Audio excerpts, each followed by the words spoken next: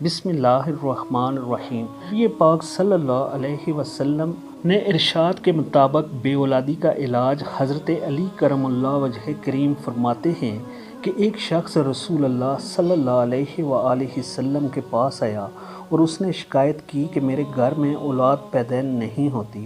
رسول اللہ نے اس کے لیے علاج تجویز فرمایا کہ تم انڈے کھایا کرو۔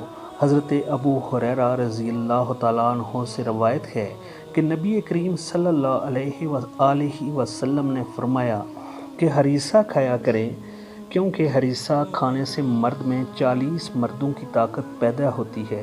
حضرت انس بن مالک رضی اللہ تعالیٰ عنہ فرماتے ہیں کہ رسول اللہ صلی اللہ علیہ وآلہ وسلم کا ارشاد ہے کہ بدن سے بالوں کا جلد دور کرنا قوت با کو بڑھاتا ہے۔ رسول اللہ صلی اللہ علیہ وآلہ وسلم کھجور کو مکھن کے ساتھ کھانا بہت پسند فرماتے تھے۔ فائدہ اس کا یہ ہے کہ علماء کرام بیان فرماتے ہیں کہ اس کے کھانے سے قوت با زیادہ ہوتی ہے اور بدن بڑھتا ہے، آواز صاف ہوتی ہے۔ عبداللہ بن جعفر رضی اللہ تعالیٰ عنہ سے روایت ہے کہ رسول اللہ صلی اللہ علیہ وآلہ وسلم نے ارشاد فرمایا کہ پشت کا گوشت تمام گوشتوں میں بہتر ہے۔ اس کا فائدہ یہ ہے کہ علماء کرام فرماتے ہیں کہ حکمت اس میں یہ ہے کہ اس گوشت میں قوت با زیادہ ہوتی ہے اور زورد ہضم ہوتا ہے، سینے میں طاقت پیدا کرتا ہے اور کمر کے درد کے لیے فائدہ مند ہے۔ بعض روایات میں حضرت عائشہ صدیقہ رضی اللہ تعالیٰ عنہا سے روایت ہے کہ رسول اللہ صلی اللہ علیہ وآلہ وسلم کو خیس بہت پسند تھا۔ فائدہ خیس کا یہ ہے کہ 3 چیزوں سے مل کر بنتا ہے: کھجور، مسکہ مکھن، جمع ہوا دہی۔